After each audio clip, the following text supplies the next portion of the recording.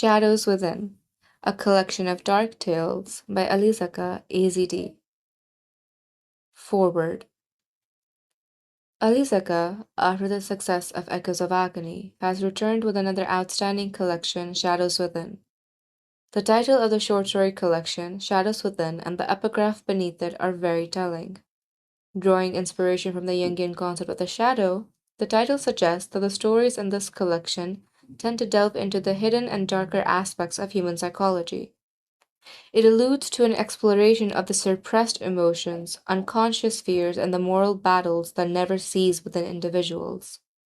This collection, while delving into the dark complexities of human psychology, also examines social, ethical, and philosophical issues.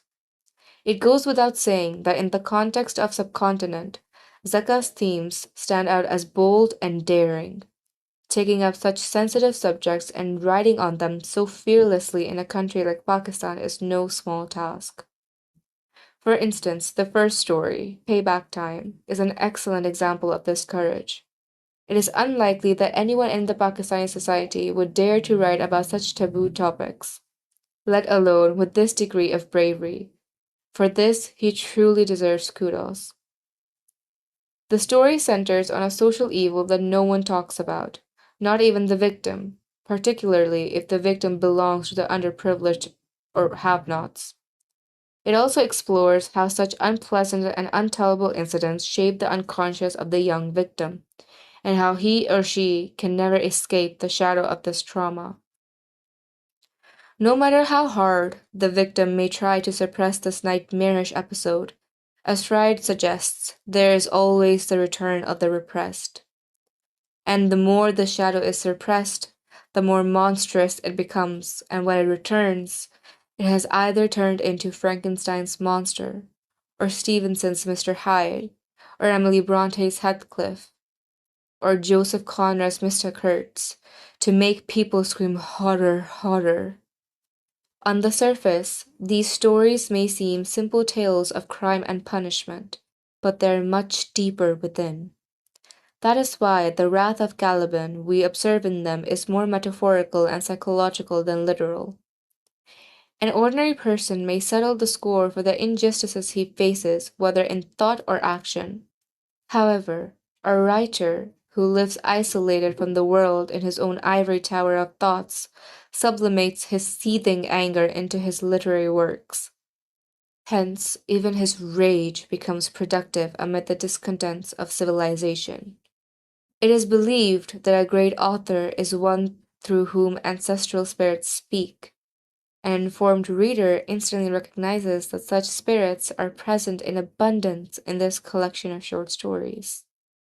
For example, in one story, phrases like no remorse over the death of parents, intense heat, a brawl, or questioning bring to one's mind Albert Camus' novel The Stranger. However, contrary to the Freudian Oedipal complex, where a son under the anxiety of influence psychologically intends to murder his same-sex parent, Zaka's Shoaib, influenced by the unresolved Jungian shadow, psychologically murders both. Hence, he appears stranger than Camus' stranger, who murders neither. Then, a part of a sentence like treated me like a dog reminds one of Kafka. Similarly, the mention of axe in the room, didn't want money, wasn't out of greed, evokes Dostoevsky's Crime and Punishment. Even the single word demons brings to mind Dostoevsky's novel, Demons. Likewise, if the phrase, habit is a great deadener, reminds one of Beckett. Another, like one flew over the cuckoo's nest, evokes the memory of Ken Kesey.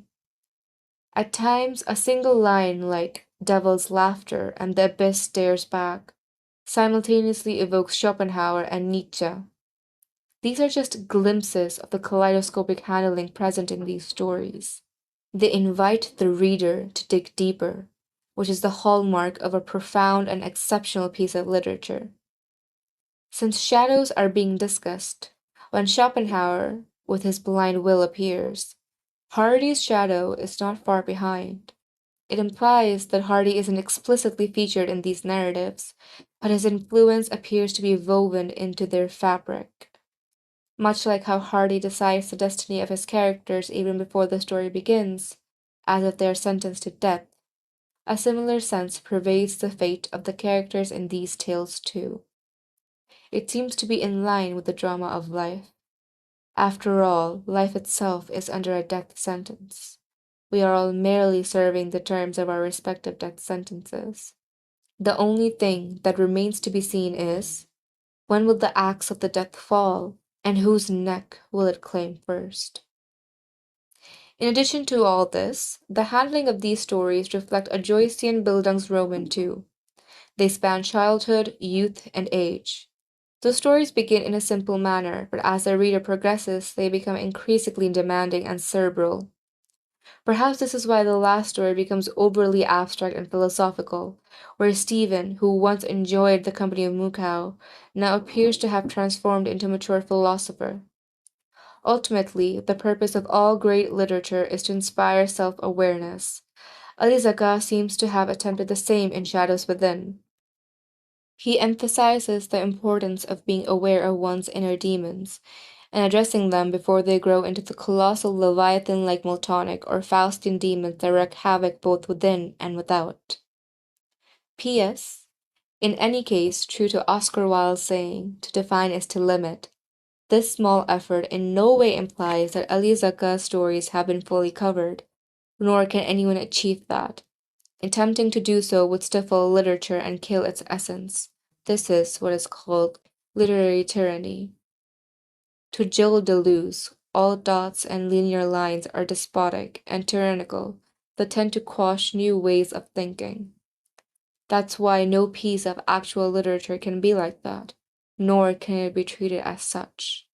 Contrary to despotic dots and linear lines, real literature is rhizomatic, knowing only how to fork, branch, split, and multiply, giving rise to so many layers that no matter how much one endeavors to untangle them, the mystery never fully unravels. Hence, this is merely a modest attempt to let readers know that there is much food for thought in this collection of stories, which are rhizomatic in nature and invite all and sundry to unravel them. By Professor Rashid Yunus. Guilty as Charged. From Shadows Within, a collection of dark tales. Written by Ali Zaka, AZD. Narrated by Hareem Imran. Arman was standing in the middle of the courtroom. His heart was beating so intensely that it could explode at any moment. His reputation was at stake. The courtroom was like a pandemonium for him. He felt as if he were in the midst of hell. From his lens, people attending the court proceedings looked like adders and serpents, and he felt as if the judge and the prosecution were demons of hell, ready to drag him into the very depths of hell. No, I'm not a habitual sinner, he began with his sweaty palms. Now imagine, if I lose control once or twice in 365 days, would you still call me a habitual sinner? I fight a lot. I get a lot of offers from some of the most beautiful creatures that ever stepped on the face of the earth. I tend to steer clear of these evil thoughts.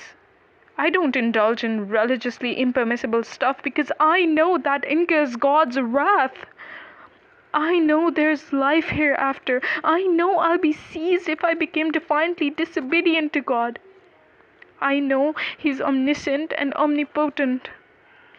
Everything is being recorded. I know what I have done and I have repented as well.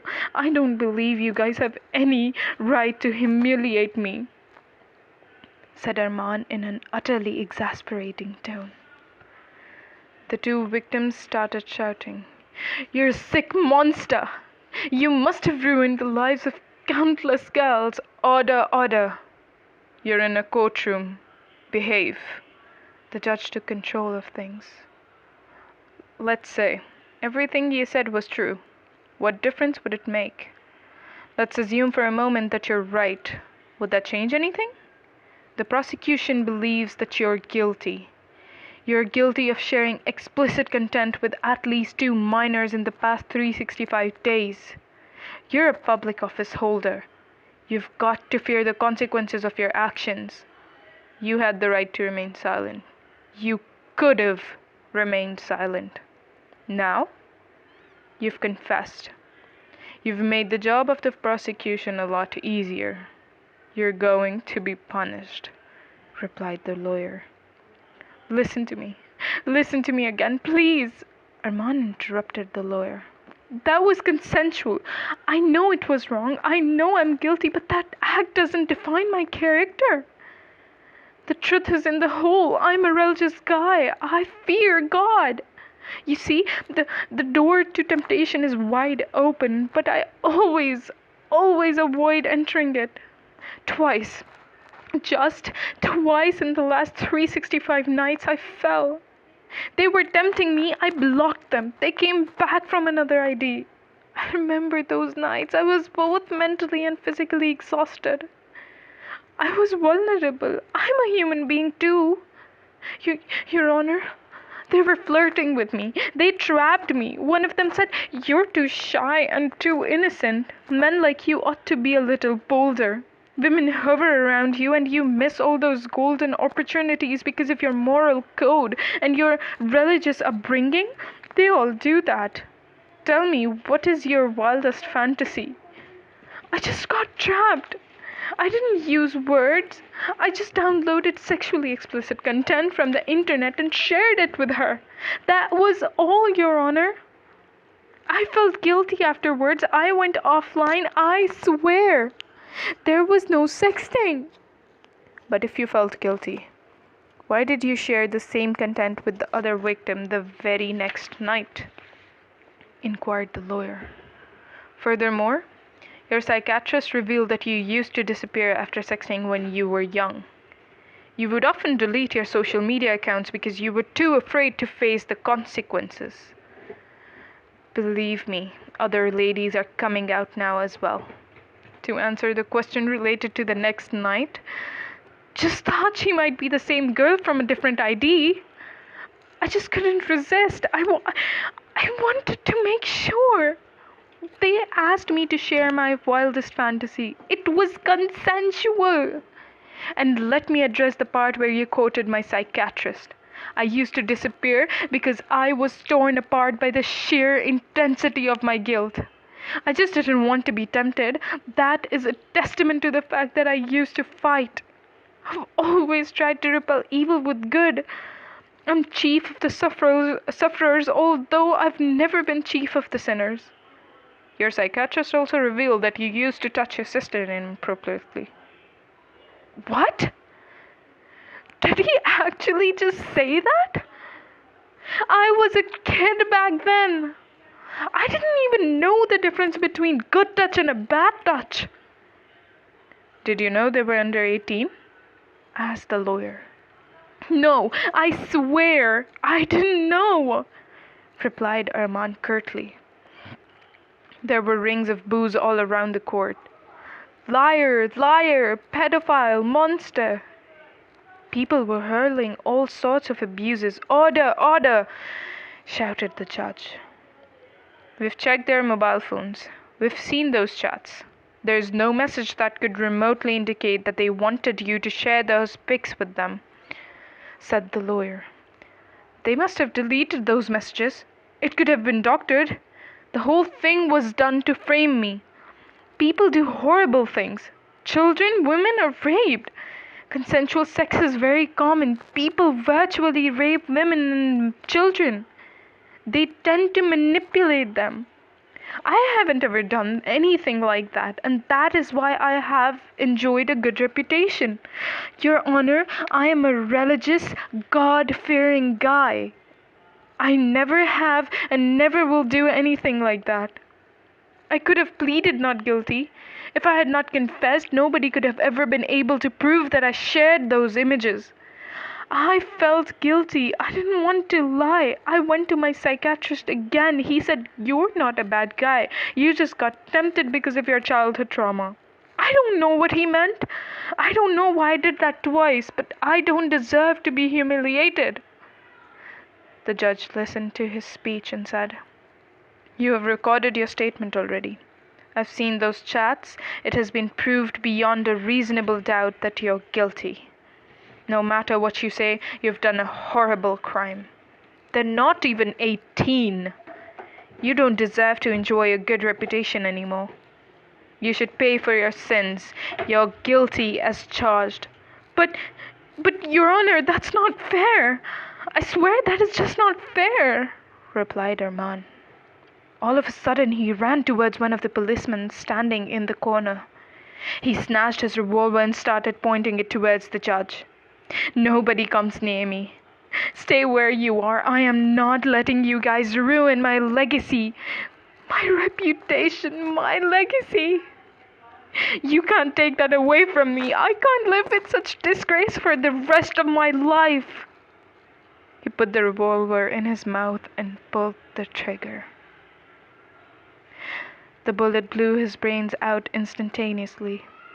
The courtroom was a mess. Nobody could believe their eyes. The judge was shocked. The victims covered their faces with their bare hands in sheer horror. Armand's lifeless body was lying in the courtroom. There was utter chaos as the judge desperately tried to calm everyone down. "Order, order!" Suddenly, Armand opened his eyes and found himself drenched in sweat. It took him a while to process reality, as he was in his bed, not the courtroom.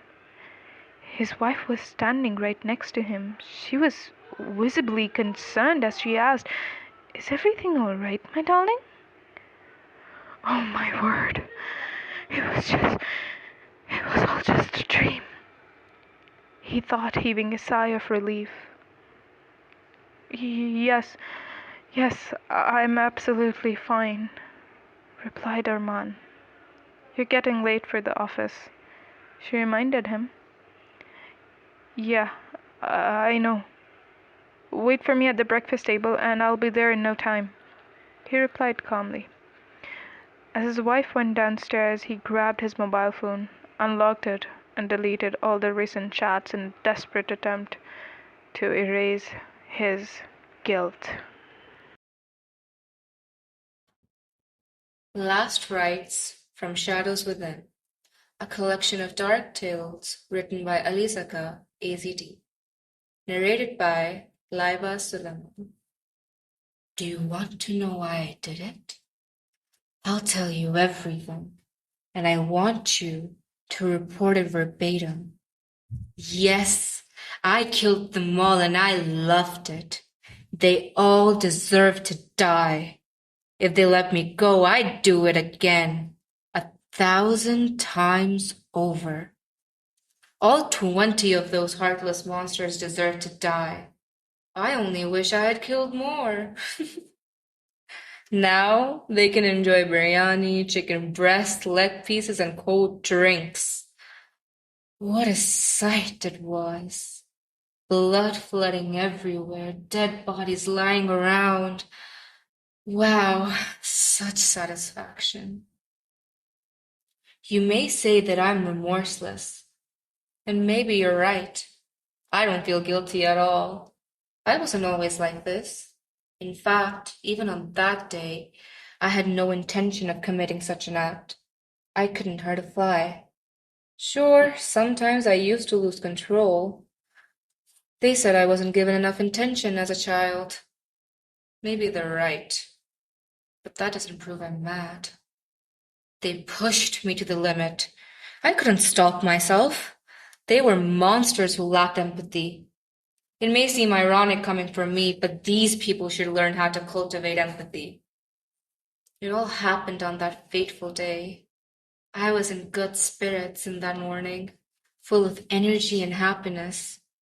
I was coming back from college, using local transport.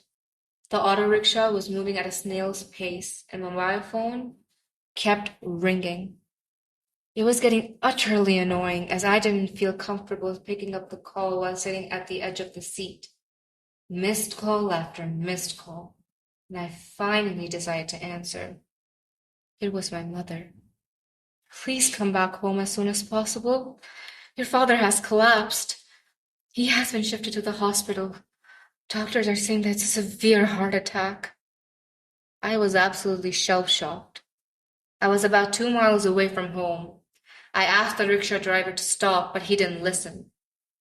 I jumped out of the rickshaw and hurt myself in the process. I ran as fast as I could, grabbed the keys at home, rode my motorcycle, and got to the hospital in a jiffy. The moment I entered the hospital, I was informed my father had died. What happened afterwards shows how incredibly cruel humans can be. The hospital management demanded a sum of money while my father's dead body laid there. Instead of empathizing, they were demanding money. I paid the fee and secured my father's body. Can you believe that? I had to buy my father's dead body. I was losing my mind, descending into madness. When I got home, relatives and friends were already there, offering condolences. But what I witnessed was nothing more than heartlessness. People were laughing, and the moment they saw me, they started crying. Artificial, hypocritical monsters. They were talking behind my back, hurling cruel words. His father had a tremendous amount of money. He must have been corrupt. Now that he's dead, what will these naive sons do? They were planning to legally seize our property. Imagine, my father had just died, and they couldn't remain silent out of respect. The final rites were about to be performed, and they displayed this level of heartlessness. People shouldn't do such things, you know. It hurt like hell. The hospital management, the friends, the relatives, they were all monsters. I completely lost my mind when they started complaining about the biryani, mutton, chest pieces, leg pieces, and the cold drinks. His father was a corrupt man. We're just here to enjoy mutton, biryani, leg pieces, and chest pieces. It's been 5 hours already, and all they've offered us is a cup of tea and fried rice. Where are the other items? We're here for a feast. I knew who these thankless pimps were. One of them once came to see my father begging for help, but he didn't have enough money to pay his bills. He didn't even have an electricity connection. My father took pity and paid his bills for 11 consecutive years. And what did he get in return? These cruel, disgusting judgments? Another guy, who was transferred to a difficult area, begged my father to help him. And my father did. He even provided free education for them, and these thankless people hurled abuse. I couldn't take it anymore. Cruelty, misfortune, thanklessness, and grief. A surefire recipe for madness. I was possessed. I went into my father's room, brought the Kalashnikov, and opened the fire indiscriminately. Take that, you monsters! I killed as many as I could. Unfortunately, I could only manage to kill 20. But what joy it brought me. When I was a child, my teacher used to say, "Those who lack empathy aren't humans at all." Those words became a permanent mark of my memory. Now they can hang me until death. I don't want to live among them. I know they're all the same. I don't belong here. In fact, I'm no longer human. Death is a mercy for me. I have no regrets. They were asking for it. They brought it upon themselves. I have no regrets. Freedom from Shadows Within, a collection of dark tales by Zaka, AZD, narrated by Laiba Shahzad. It is a police case. It's a case of self-immolation. She has burns all over her body. She must be in excruciating pain. What have you done to her? No sane person would ever go through such pain unless there's been incessant mental torture, said the doctor. I don't know why she would do that. I am absolutely shocked. I swear, I love her more than anything else. I have never treated her badly. I've always shown immense care. Please, do something. I will give you as much money as you want, replied Naksh. This wasn't the first time Sarah had tried to harm herself. She had attempted suicide on a couple of other occasions as well, but timely intervention saved her life. Naksh's parents were visibly perturbed. Their life had become a living hell ever since Naksh and Sarah got married. They were the ones who chose Sarah for Naksh. Naksh had no say in the matter, but he fell in love with her after the marriage was consummated. Naksh's parents dragged him outside the ICU. Son, we had already warned you. There was clear writing on the wall. She isn't happy with you. That black magic theory might be true. She's doing this either because she's under the influence of black magic or she's a mental case. In either case, she's trouble for us. It's been a year of pain, agony, and trouble. She wants a divorce. Please do it. Sooner or later, she's going to kill herself, and we'll all be doomed forever. Think about it for a moment. This is the best possible solution for all the parties involved. Think about our reputation. Think about your career. It is a mess. Let her go. This time, the doctors won't inform the police. But this is the last time. Sarah will survive. Remember, I can't keep getting you off the hook for too long. Let her go, said Naksh's father, pleading his son to get rid of the toxic relationship. Naksh was on the horns of a dilemma. He had never loved anyone more than he loved Sarah, but now he was feeling that Sarah indeed was either possessed or a mental case. Maybe I am the reason for her untimely demise. She had told me categorically that she wasn't happy with the marriage. I don't know why she doesn't like me. Maybe she really has gone mad. I just can't cage her. It's cruel to force her. If she wants to part ways, it is her right. I shouldn't stand in her way. This was bondage. Maybe she never wanted to get married. She might have been suffering from some sort of trauma related to marriage. You can't possess a person if you're truly in love. I hope she finds peace, thought Naksh. His soul was torn apart as he had to let her go. It was an incredibly tough decision to make, but he decided to free her. He signed the divorce paper the moment Sarah was discharged from the hospital. Sarah didn't utter a single word during the whole episode. In fact, she went into obscurity after the divorce. Naksh decided not to marry another woman. He shed gallons of tears every night, trying to recall all the good and the bad memories associated with Sarah. Time flew and Naksh moved on. He became a successful businessman. Almost 2 years had passed since that divorce episode. One evening, when he was in another city for an important meeting, he saw Sarah with another man in a car. He couldn't believe his eyes. He decided to chase that car. They stopped at the nearby cafe. Naksh parked his car and went straight after them. Sarah, I can't believe it. This is just unbelievable. Where are all those burns? No signs of scars? How is that even possible? You never wanted to marry another man. Or is he your boyfriend? You were possessed. Mad. I just can't understand a damn thing. Was that a dream? To his utter bewilderment, Sarah was unusually calm. Stop right there. It wasn't a dream.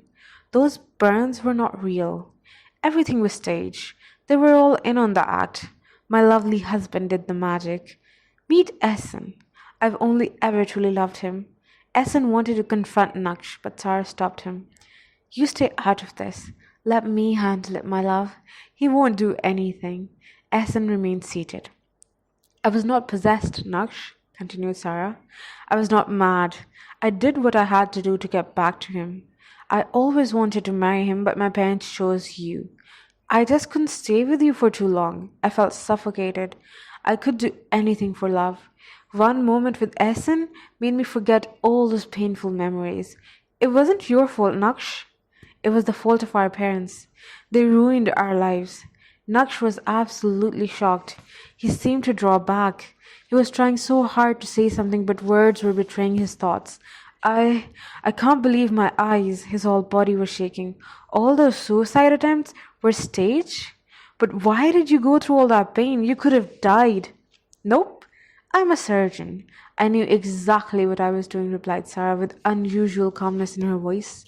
This whole scene seemed surreal to Naksh. But why did you choose so much pain? Inquired Naksh, a puzzled look on his face. You won't understand. I was caged. I wanted freedom. Nothing is more precious than freedom. Love and freedom made me do it. Our conservative society expects women to suffer in silence.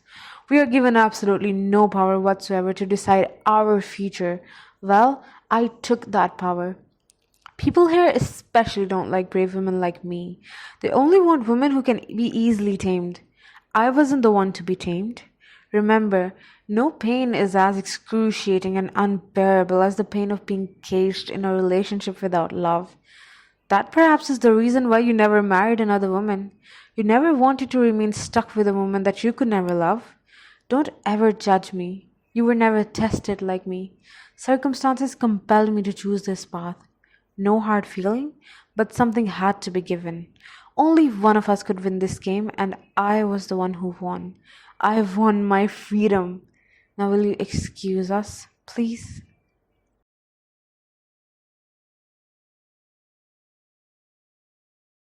A Private Family Matter from Shadows Within, a collection of dark tales written by Zaka, AZD, and narrated by Mariam Babar. It's done! It's been 2 days, it's irreversible. Why are you torturing me incessantly? This good cop, bad cop routine is unnecessary. You don't have to do that. What kind of statement are you after? I have confessed already. It's a family matter. I need privacy. I killed them, and you guys found the weapon as well. They were my parents. Why do you concern yourself with this measly matter anyway? Did you care when they beat me up every night? Did you care when they killed my dreams? Where were you when they were beating me with a steel pipe? Where were you when they forced me to study at that horrible place where children were molested and raped? Were they punished for what they did to me when I was a child? No. It was a strictly private affair back then. So why is it different now?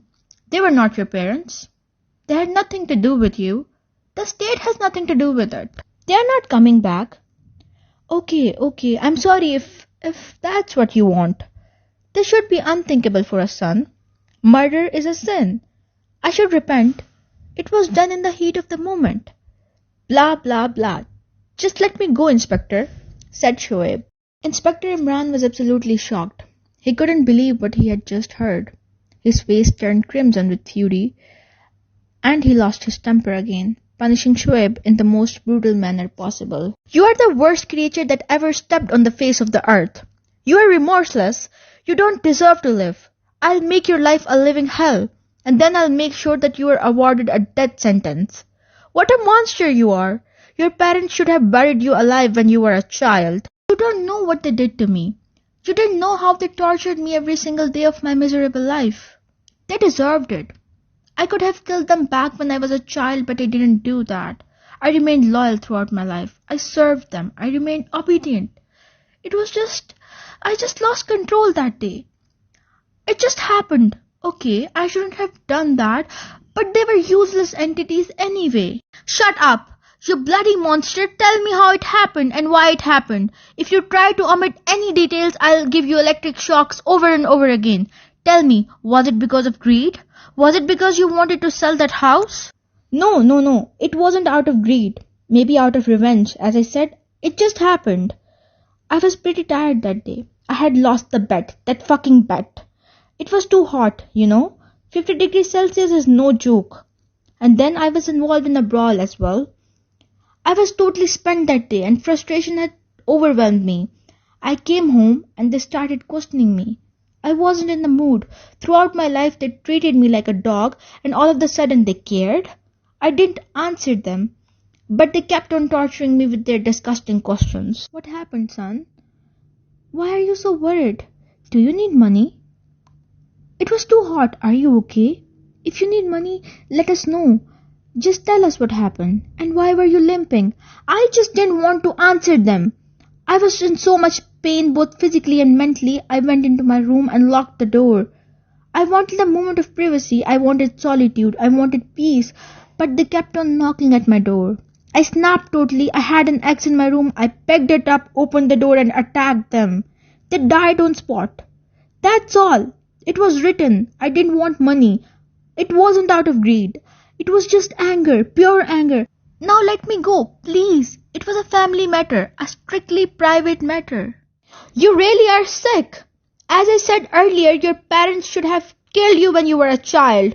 You won't get away with that. I'll punish you. You have no right to live. It's totally unnecessary. You don't have to do that, replied Shoaib. Who's Ugly Now?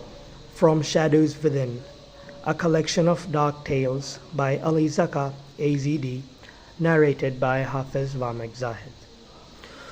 Maria was the youngest and by far the most neglected child of the Khan family. The Khan family consisted of 3 daughters and 2 sons. Mr. Khan and his wife were proud of their ancestral beauty. Natural beauty was in their DNA. Maria, the youngest daughter, was an anomaly. She was dark-skinned with a flat nose and thick lips. Having dark skin in the Khan family was a cardinal sin. Mr. Khan and his wife always treated Maria disrespectfully. They often punished her even when she gave them no reason to do so. They would often pass insensitive remarks regarding her looks right in front of her. She is by far the ugliest creature that ever stepped on the face of the earth. She doesn't deserve to be a part of the Khan family. I wish we could kill her. They refused to own her publicly. Whenever they were attending a wedding ceremony, they told the others that Maria was their maid. Maria would listen to the chorus of abuse with patience of a saint. Although it made her sick to her stomach, she never lost her temper. The other 2 daughters and 2 sons were paragons of beauty according to the Khan family standards. Sonia and Aleph were treated like princesses. They, along with their brothers, enjoyed all the perks and privileges just because they were beautiful. Maria was deprived of even the basic amenities. Mr. Khan never gave her pocket money.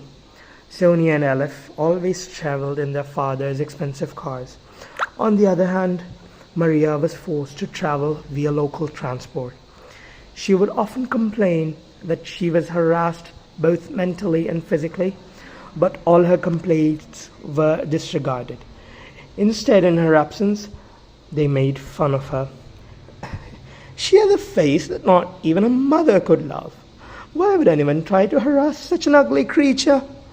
They would laugh hysterically. Maria shed a gallon of tears every single night. Her internal monologues were often emotionally intense. Oh God, what have I ever done to be treated like this? The color of my skin, my facial features, my overall appearance, these things were out of my control. Why don't they acknowledge my talent?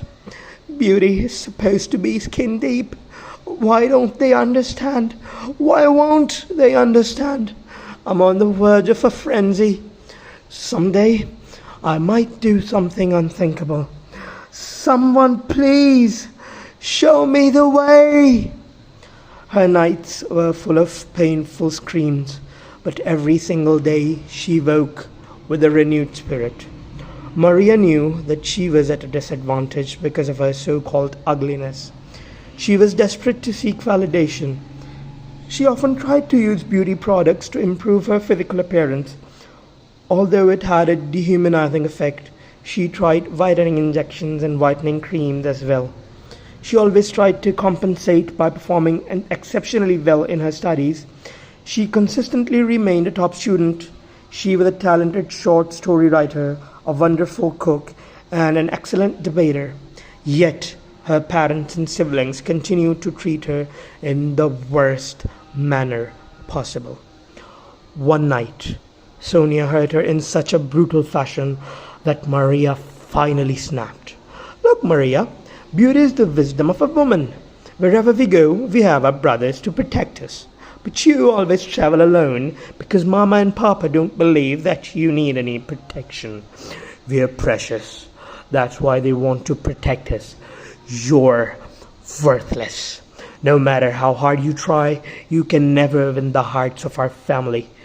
You can top every class, win all the debate competitions, and become the greatest cook the world has ever seen, but you would still be ugly. Embrace the reality that you can never have a loving partner. See, we don't have to do a damn thing, and there are men dying to marry us. Ugliness is an unpardonable sin. Maria went straight into her room and decided to damage her face with a blade. She cut her face, and blood poured from the wounds. She went into the bathroom and broke the mirror. Maybe she thought, in the absence of mirrors, she would never have to confront her ugliness. But then she realized that her siblings were always there to remind her just how ugly she actually was. Madness encased her soul. That is when she thought of doing something unthinkable. She was pushed to the limit, and now she was fuming with uncontrollable rage. There was an acid bottle in her bathroom. She grabbed the acid bottle and started bathing. Soon she realized that her parents and siblings were asleep. Her wait was over. She went into their rooms and threw acid on their faces. The attack was so ruthless that they all gave loud, hysterical shrieks. Their faces were permanently damaged. They were in immense pain. Maria was enjoying every bit of it like a sadist. This was her revenge. She gave a victory speech while the others were writhed with sheer agony. How are you feeling now? You can feel my pain now. All your cruel words hurt like hell. Now it's my turn to hurt you. Hurt people tend to hurt people, you know. Shared injustice is pure justice. Have some of that. By the way, who's ugly now? Black Magic from Shadows Within, a collection of dark tales written by Zaka, AZD, narrated by Laiba Suleman. You guys have done it again? What the hell is wrong with you guys? Why me? Don't push me. Please, I'm on the brink. Every man has a breaking point. Slowly yet surely, I'm losing my mind. Amir was furious because this wasn't the first time his mother and elder sister had burned his clothes. You have to understand that we're doing it for you. We love you, and we know that you're not in control of yourself. You've been under the influence of black magic for too long, replied Amna, trying to calm him down. Damn it! That black magic shit again. Come on, grow up! This is the 21st century, it's not real. Look at your behavior, Ahmed. You were one of the calmest guys in our family. You wouldn't lose control even if the doomsday was just around the corner. And now, you're acting like it's the end of the world. It's a sign of pure black magic. You'll get your new clothes. We had to do it. You know, black magic on clothes is pretty common. Whatever we are doing it for your well-being. I'm a human being. Abnormal circumstances invoke abnormal reactions. Abnormal behavior in an abnormal situation is normal. Understand the context. I've lost my father. My marriage has been a disaster. My career has been ruined. Everything is going downhill. How do you expect someone to remain normal in such circumstances? Don't gaslight me anymore. Please, I'm on my knees. You, mother, my sisters, my brothers, nobody has been able to empathize. Amir was absolutely furious. We've done nothing wrong. Your marriage has destroyed you, no doubt. It wasn't our fault. It was all black magic, replied Amna with unreal calmness in her voice. Wait just a minute. So it was all black magic? No matter what I do, it's all due to black magic? Amna, weren't you the one who said, Amir, treat your wife with empathy or else there'll be karma? Weren't you the one who said that I wasn't treating her well because somebody had cast a spell on me? And when I started treating her well, you said, how can he give her princess treatment when she isn't even beautiful and there is no mental compatibility whatsoever? Even if I breathe, it's because of black magic, isn't it? Just tell me, hand on heart, didn't you enjoy my premature demise? Did you have no conscience? Stop right there, Amir. Now you're loading things. I didn't enjoy your misery. I just wanted you to go through pain so you could feel my pain. I was married to a toxic man. You didn't feel my pain back then. Hurt people, you know. Now we're even. Now I just want you to flourish. I swear to God, these amulets, that sear, those strings, we're doing it for you. I never double-crossed you, Amna. Your partner was your choice. But nothing will come out of this discussion. You wanted to destroy me? Congratulations. You did it successfully. Now let me live. How much more do you want me to suffer? I'm so done with everything. Let me breathe a while. Mama, please, let me live. I might do something horrible. Please, enough is enough. Mama, how could you be so cruel? Amir was so desperately trying to control his tears. I'm not complaining about their behavior. They've always been like that. But you were a symbol of mercy. How could you do that? It's been 4 years. Please, stop it now. My son, I've been incredibly cruel. Yes, I've done horrible things to you. Yes, we've ruined your life. But we didn't do it intentionally. We were under the influence of black magic too. If you don't believe me, look at these amulets. Try to decipher them. Look, here's my name. Here's the name of your brothers and sisters. Look at all these numbers. Look at how our names have been crossed. We were just puppets. Someone else has been pulling the strings. The mother was showing him all sorts of amulets and strings one by one to prove her innocence. Mama, you don't understand. These 4 years have been an utter disaster. I did whatever you guys asked me to do, and yet I was mistreated. I lost my honor, my job, and my worth. I lost everything. I missed multiple opportunities to thrive just because I loved you guys, and yet you guys stabbed me in the back. You guys chose the wrong partner for me. When I tried to right the wrong, you guys brought the narrative of black magic again. You guys burned my documents. You guys played me. Now, when I'm finally complaining, talking about some black magic again, I want compensation. But you guys aren't even taking responsibility for your evil actions. What is this? A person has died. The damage has been done. And now you guys are all saying it's because of black magic? And to top it all, if I complain, I'm not in my senses, you say? It's a madhouse, I swear. You can say what you have to say, but I have shown you evidence. Black magic is real. You have to do what we did. Otherwise, you won't be able to live like a normal human being, replied the mother, trying to plead desperately. I don't believe in these superstitious things. Amulets to destroy the spell of already existing amulets? What a joke. Mama, tell me honestly, was it all because you were afraid of losing me? This was all what I was told by the people around you. Was it all because you wanted to possess me? And Amna, you did it because you wanted to get even with me? I knew that right from the word go. I saw you smiling at my misery numerous times. You were always jealous of me, although I did nothing to deserve this behavior. You manipulated all the other family members as well.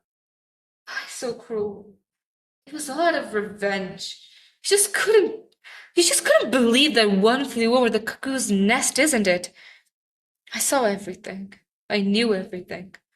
But I couldn't stop you because you were protected by our mother.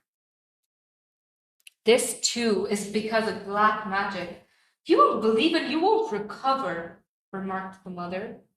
Of course, Mama. These are all baseless accusations. I could have smiled for other reasons, and he thinks I enjoyed his premature demise. Yes, my life was ruined, but that doesn't mean I would want his life to be destroyed as well. I told him that I just wanted him to feel my pain. But that was just about it. He doesn't remember how I used to protect him when he was a kid. He doesn't know I'm the reason he became successful. I was cruel for a limited amount of time because I was in pain. Don't be thankless, Ahmed. Now I want him to find peace, said Amna, adding to the frustration of Ahmed, who was absolutely disgusted. I know how you treated me when I was a kid. I haven't forgotten anything. I have a collection of both good and bad memories. But the last 4 years were so brutal that all my good memories have transformed me into dust and ashes. Mama, Amna, let me make one thing clear.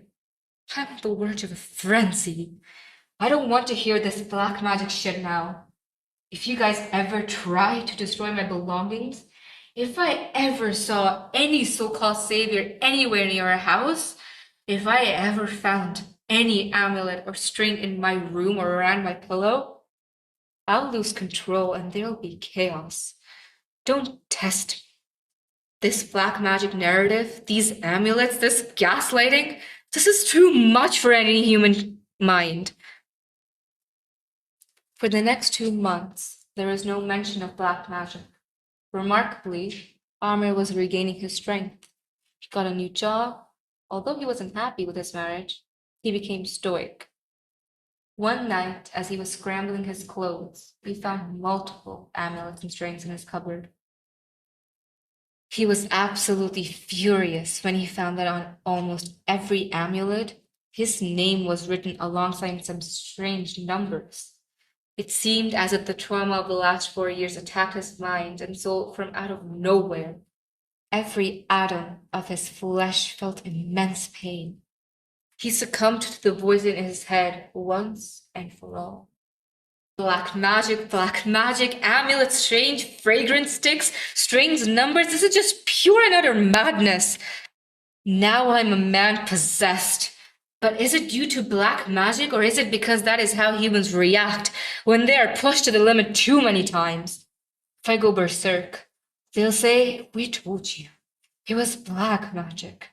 If I stay quiet, I'll be tortured by my personal demons in the head. No, I'm not possessed. No, I'm not seized by madness. This is a natural reaction of a guy who has been pushed to the limit. I have to end it. Tonight. Enough is enough.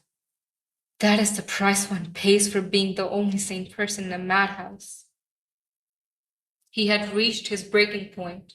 He had totally snapped. He ran towards the safe, unlocked it, and grabbed a revolver and came downstairs shouting incessantly. Who the hell did that? All his family members came out of their rooms. He was pointing his revolver towards his family members. This is what you guys wanted? You don't want me to live a peaceful life. This is it. Amir was so angry that he could have burnt the whole world in his rage. Everyone tried to calm him down. His mother was on her knees. Amir, please stop this.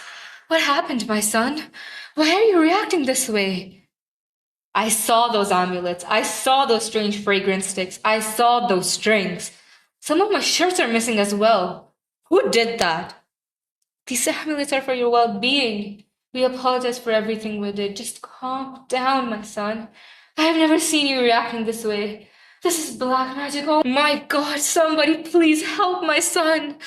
She started reciting different verses. No, Mama, that time is gone. I gave you enough chances. 4 years of mental torture, manipulation, and gaslighting. It's over. Hamid, please, come to your senses. This is what I call black magic, said his elder sister Amna. Yes, you're absolutely right. It's black magic. It's all black magic, replied Amir. Amir, you know we love you. You're only focusing on the negative stuff. We still love you. Come to your senses. She tried to move towards him. No. Stop right there. Stay away from me. I'm in control. I'm just feeling too much pain. And I'm going to end it tonight. All of a sudden, he pointed the revolver towards his temple area and shot himself in the head. He died immediately. Was it due to black magic? Or was it due to the consistent gaslighting and mental torture?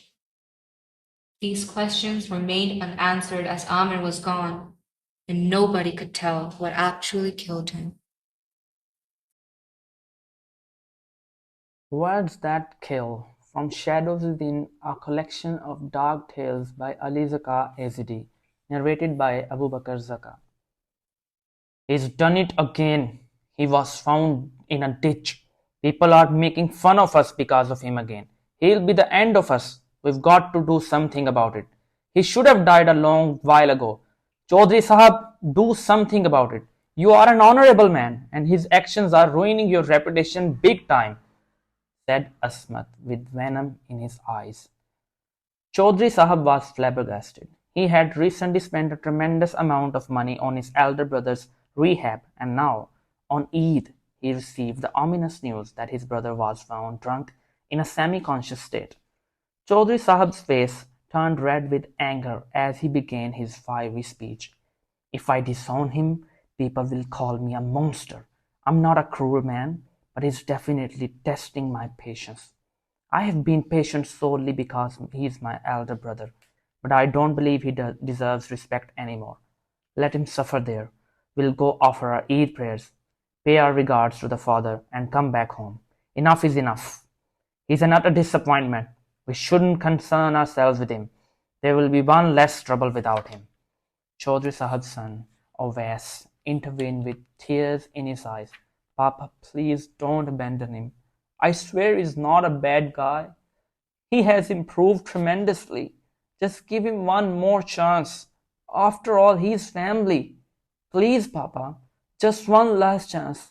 I promise you he'll never disappoint you again. Just one more chance. I beg you. Chaudhry Sahib sighed deeply and changed his mind. One last chance it is. But remember, if he does anything remotely similar to this, I'll abandon him forever. Asmat, go and find him. Provide him first aid. We're already getting late. But Chaudhry Sahib, you heard me.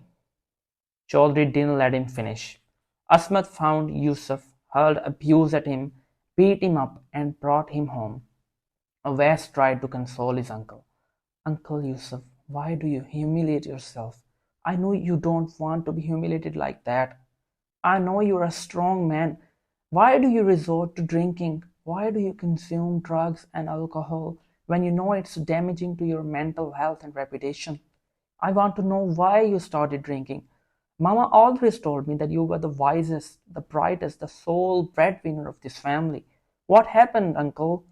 Please, I want to know. Yusuf never wanted to discuss his past with anyone, but this time he finally broke his silence. Your mother is right. I was the sole breadwinner. I did everything in my power to improve the condition of my family.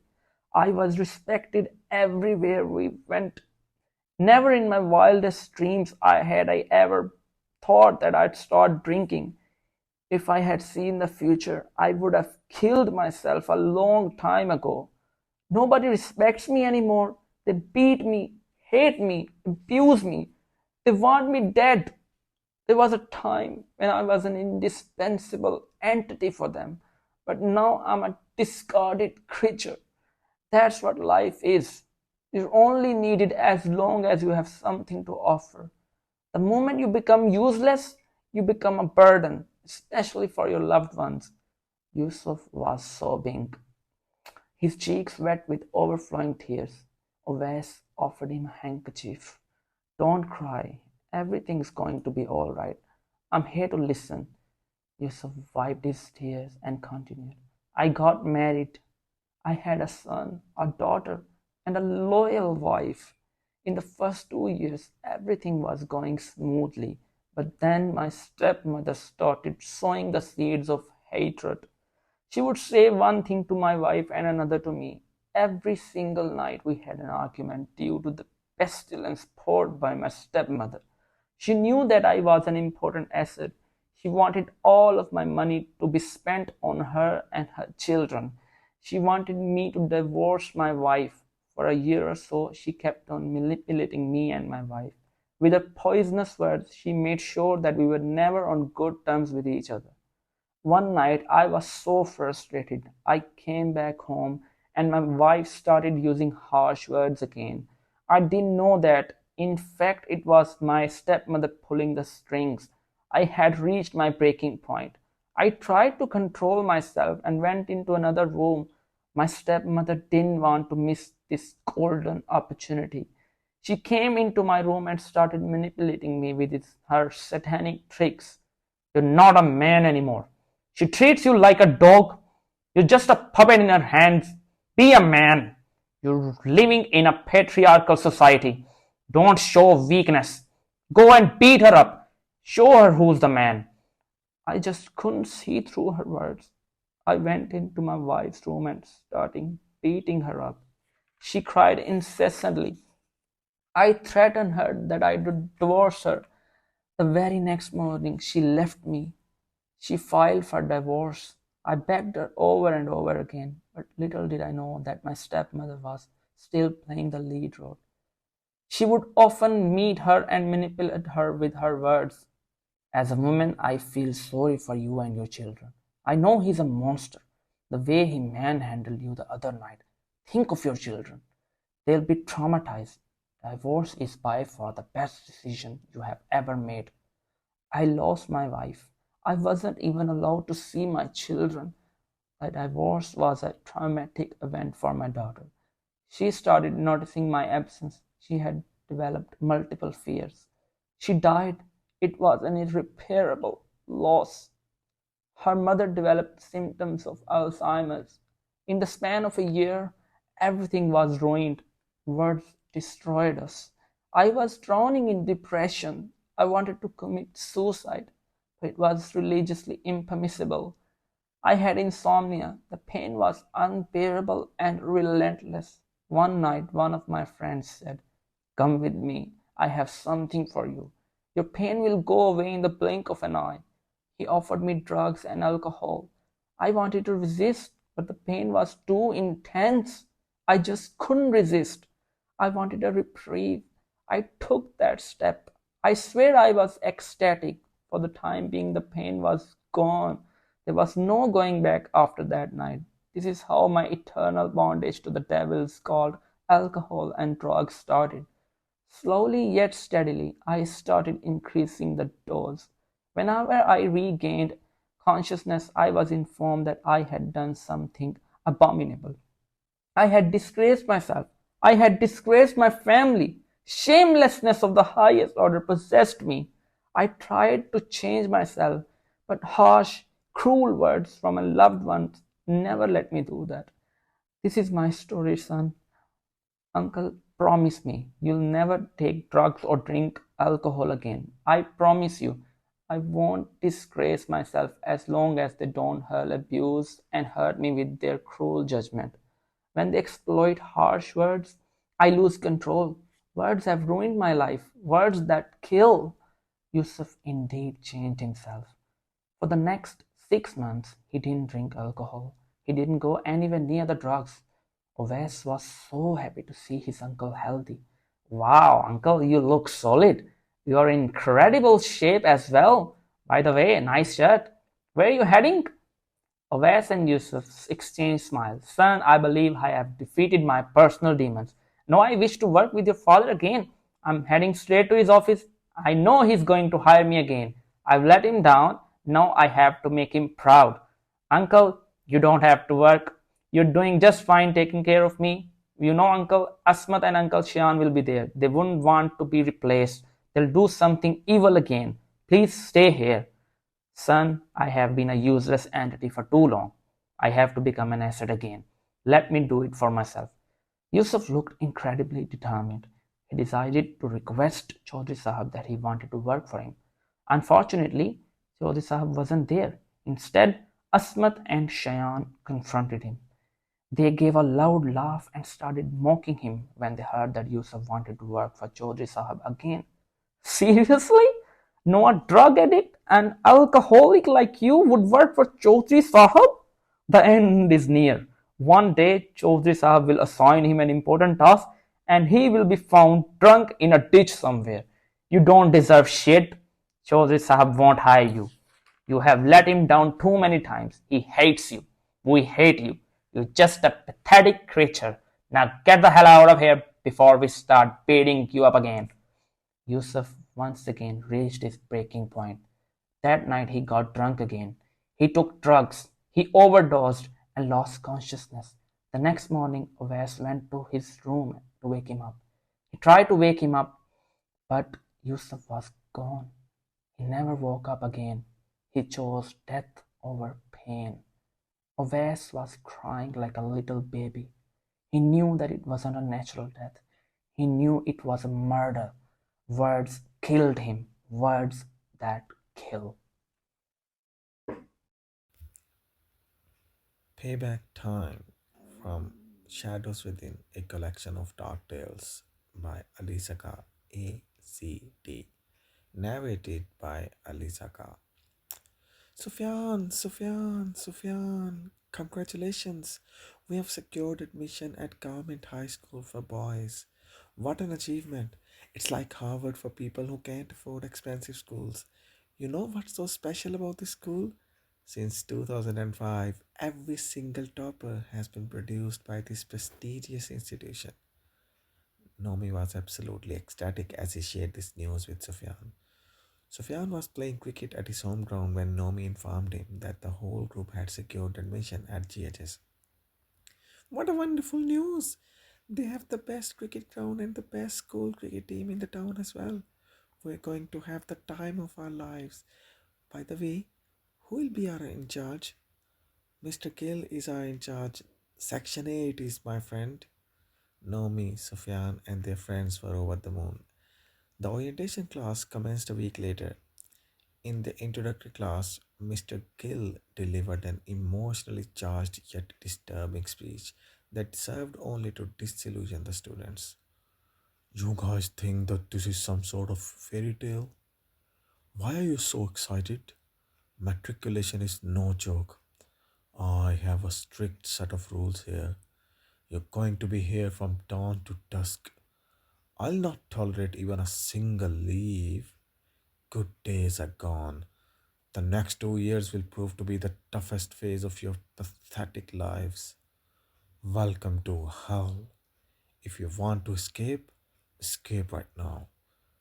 Once the regular session commences, there'll be absolutely no margin for error. Strict disciplinary action will be taken against anyone who tries to disobey me. And you, what's your name? He was pointing towards Sufyan with his dark, devilish eyes. My name is Sufyan, sir, replied Sufyan while his lips were quivering. You meet me at my office, alone. Why alone, sir? What have I done? You heard me.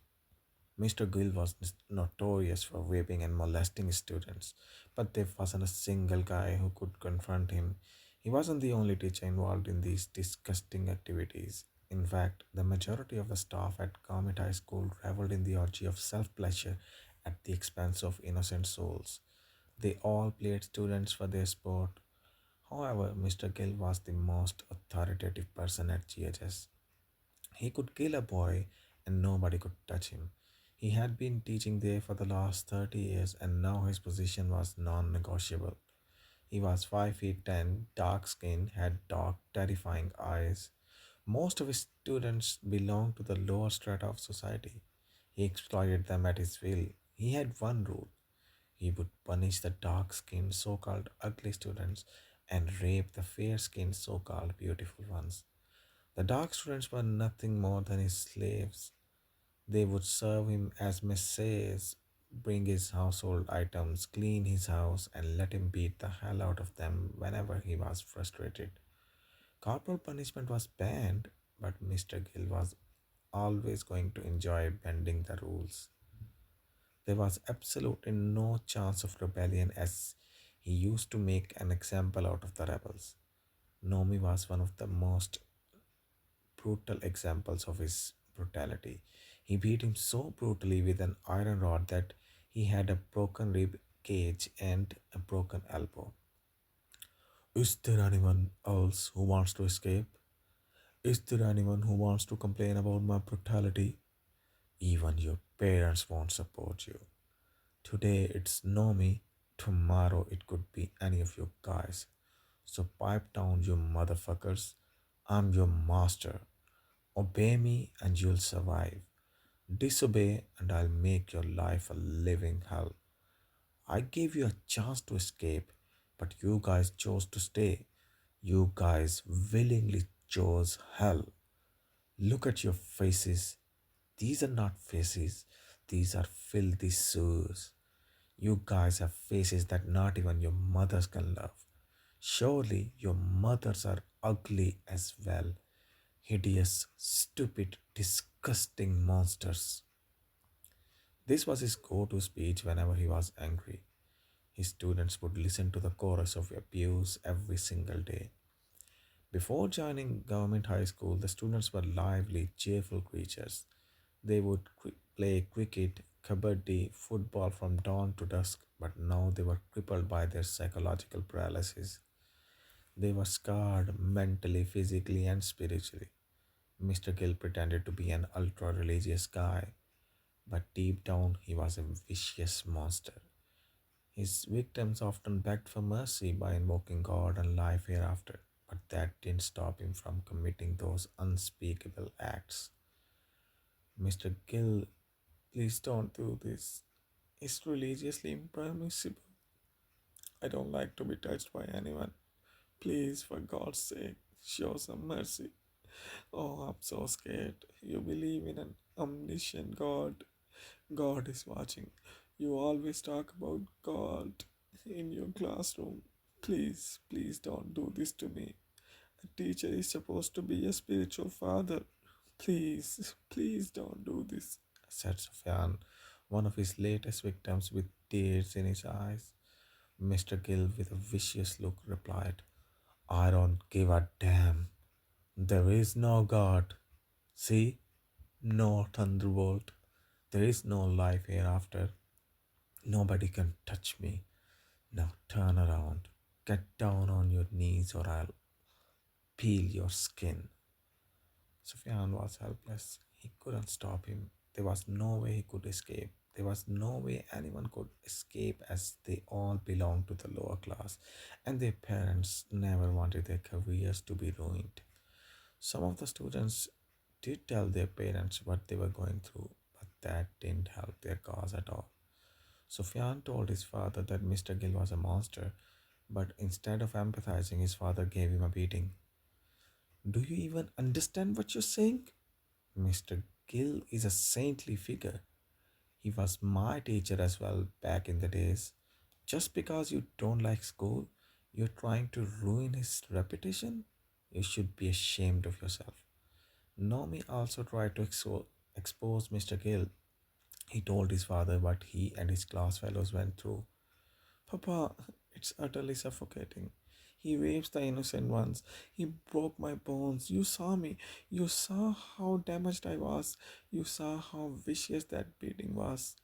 Please do something. Look, son, we are helpless.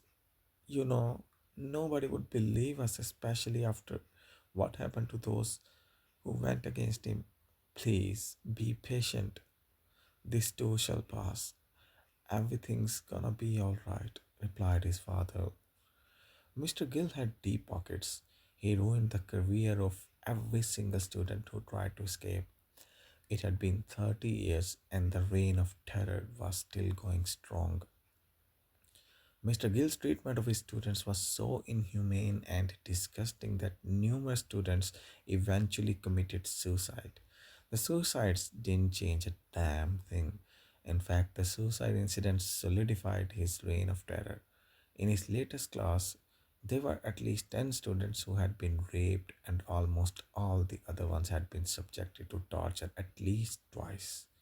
There was something different about this class, though. There was a strange yet admirable sense of resilience. Although they were raped and beaten like their seniors, they wanted to exact revenge. Nomi had formed a secret group of revolutionaries. They would often gather and discuss how they could get even with Mr. Gill. He must have raped thousands of students. What does he say? That he loves messing up the beautiful faces? We're going to have a mess. We're going to have to mess up his face now, said Nomi. But how can we do it? You know, he's an influential person. Whoever tries to challenge his authority eventually gets punished, replied Sufyan. Every guy has a weakness. His arrogance is his weakness. He doesn't have security guards. He considers himself a pure alpha male, a true macho man, and travels alone through these lush green fields at 7 in the evening when it's utterly dark and there's not a single soul in sight. That's when we can attack him. We'll cover our faces and beat him to a pulp. That's the best chance. So who's with me? Who's with me? For all the innocent ones who committed suicide, for all the souls who were permanently scarred, who's with me? Reply, who's with me? They all replied in unison, we're all with you, we're all with you. The next evening, all 20 of them were waiting for Mr. Gill's arrival. At around 7 in the evening, they saw him. He was slowly riding his bike. They all attacked him with sticks. He fell to the ground. Who the fuck are you guys? Why are you beating me up? I'll punish you guys. I'll peel your skin. They weren't going to be scared into submission now. They beat him viciously.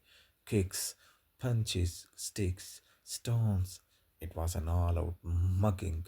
He was bleeding all over. Please let me go. I want mercy. Now feel a pain. Feel the pain of those thousands of students you brutally raped. Do you remember all those innocent souls who committed suicide because of your incessant torture? Do you remember how you broke my bones? You want mercy now? You don't deserve to live. It's payback time, bitch. We were innocent souls when we joined GHS. Now we're monsters. You created monsters. Now pay for your sins.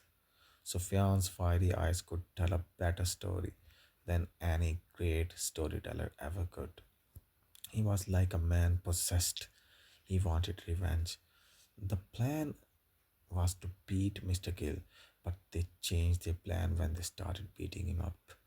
This was the first time in their lives that they had seen the monstrous Mr. Gill getting humbled and manhandled. They knew that their careers were going to be ruined, but the power of retribution was too strong to resist. They murdered Mr. Gill. They were all arrested. They all confessed. The judge was absolutely shocked when he heard the story. He didn't want to award them punishment, but he let the law take its course. They were sentenced to 7 years in prison. The judge was crying. The parents had tears in their eyes. The other students at GHS were sad, but Nomi, Sufyan, and their friends were smiling.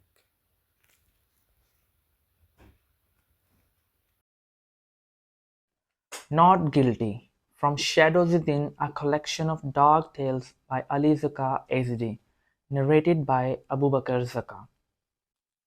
I didn't kill him. I swear I loved him. I just wanted to test him. I wanted to test myself. I wanted to know if our love was true. You won't understand. I can't even breathe anymore. I'm on the verge of insanity. I've lost my interest in studies, games, entertainment.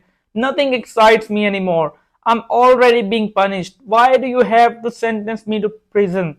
Said Alicia, glistening tears rolling down her face. Her voice trembled, and it seemed as though she might lose consciousness any moment. Inspector Rashid, sitting in front of her in the small interrogation room, tried to remain calm while controlling his anger.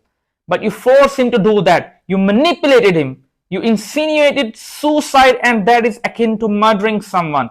He had a family. Look at his miserable parents. They are pressing charges.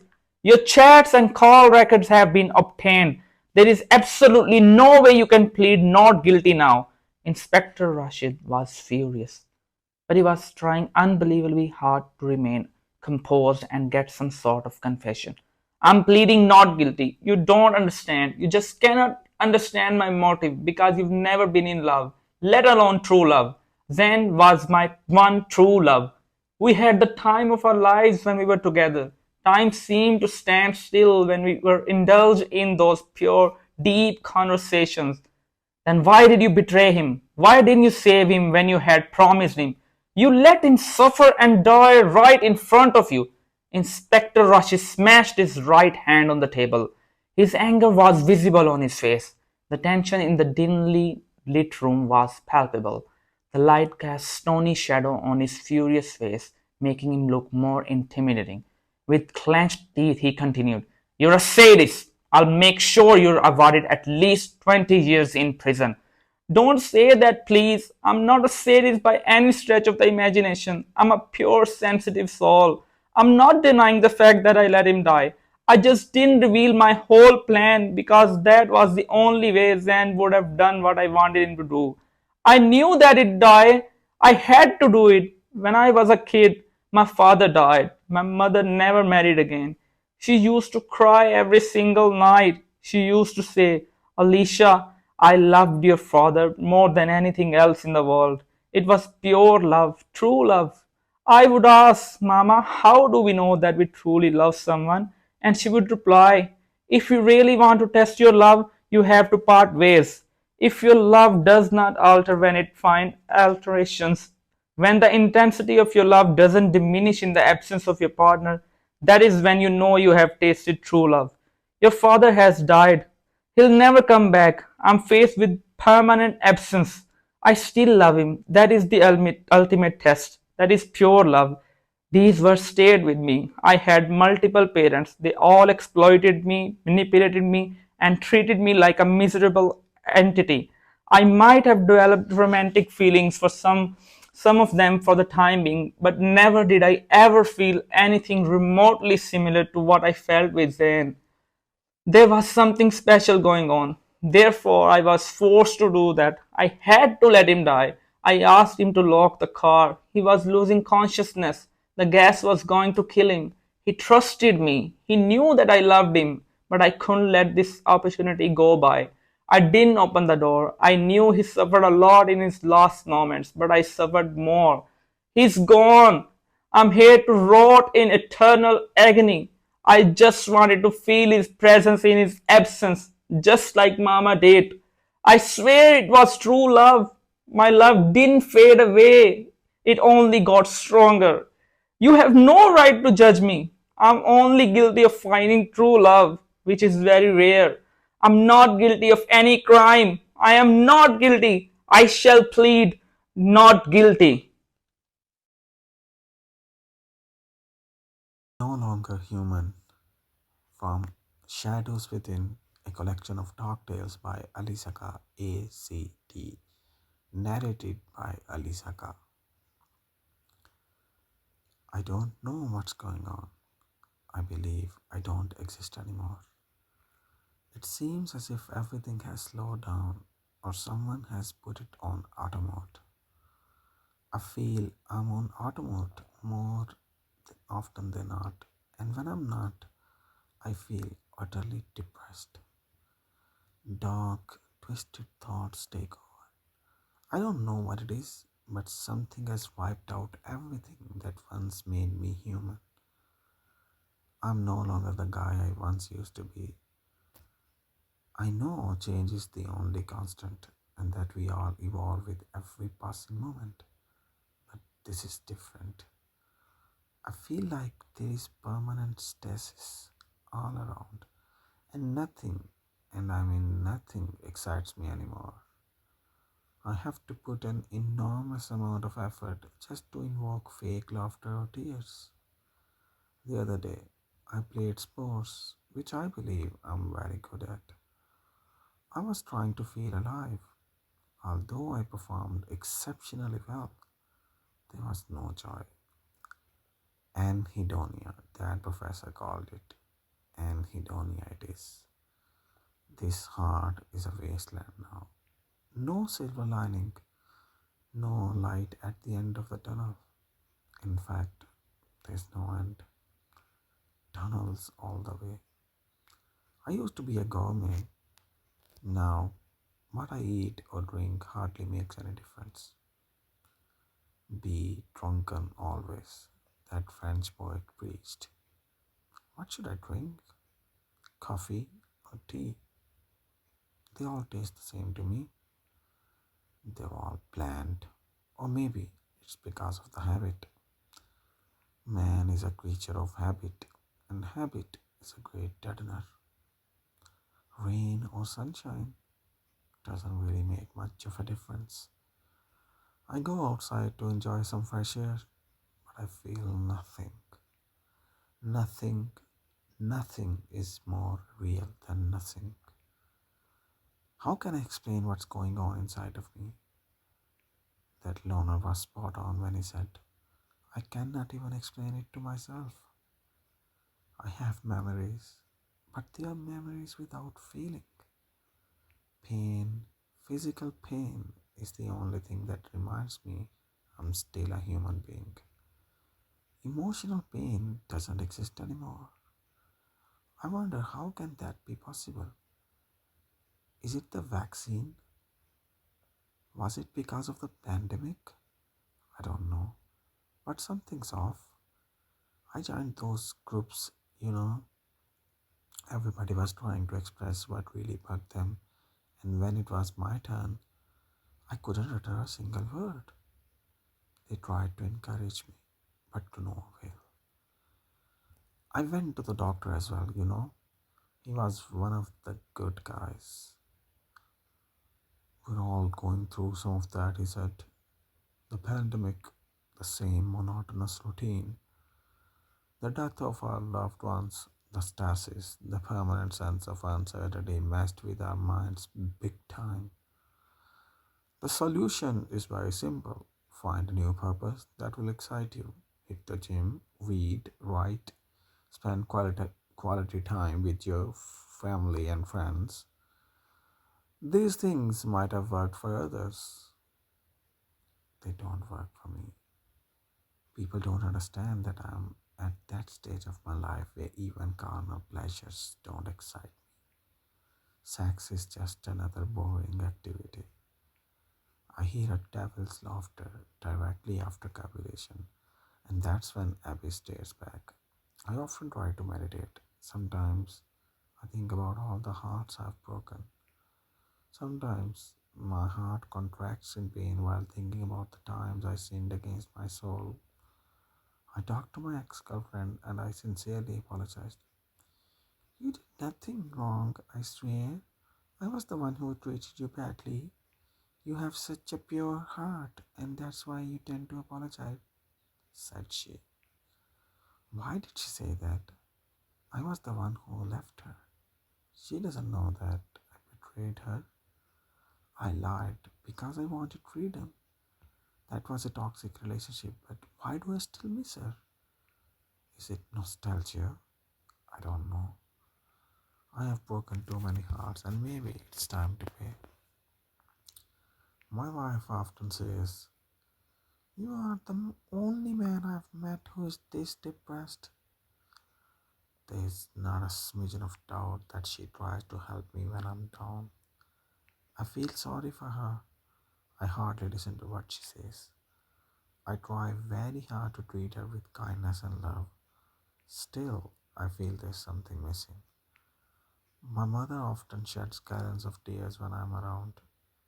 She feels that she chose the wrong woman for me and that kick-started my demise. I try to make her happy. I try to make all of them happy. But I guess I don't have enough energy to do so anymore. I can't explain it to them. I feel there's no remedy. I often think about the painless ways to die. I'm in love with easeful death.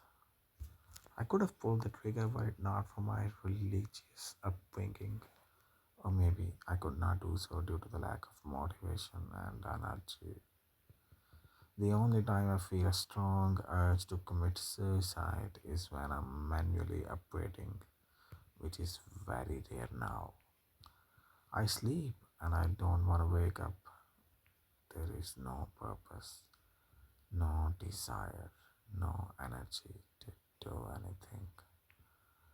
I've tried everything, I guess, and nothing worked.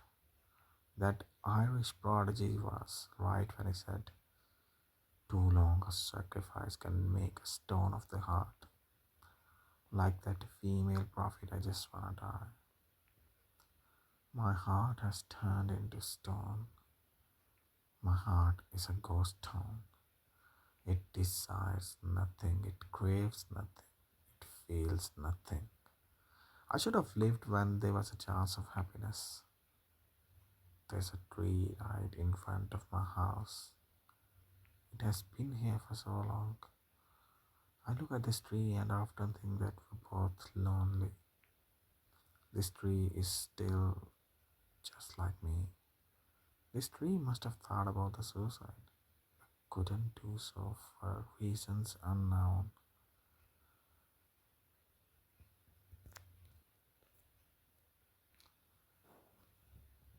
I look at it and try to empathize. Why can't I rid myself of this biting, cruel loneliness? It follows me everywhere. Why do I feel lonely even when I'm perished in the throng? There are no answers. Sometimes when I'm alone, I try to analyze where it all went wrong. Honestly, I can't trace it. I wish I could. Maybe it was the death of my father. Maybe it was that bullying period during my childhood. Maybe it was the accumulated suffering caused by the undeserved failures. Maybe it was the marriage. Maybe it was the pandemic and the vaccine and the black magic and the sins and the unrequited love and the millions of shattered dreams and the guilt and whatnot. I need help. Need help. Just kidding. I need nothing. I know nothing. I'm glad I'm not Sybil. I want to pull the trigger, but I can't, or maybe I can. I might never do it, or maybe I can, or maybe I don't know. Maybe I can't guarantee anything at the moment. I don't know, man. I just want to sleep. What? Where? Good night. Good night.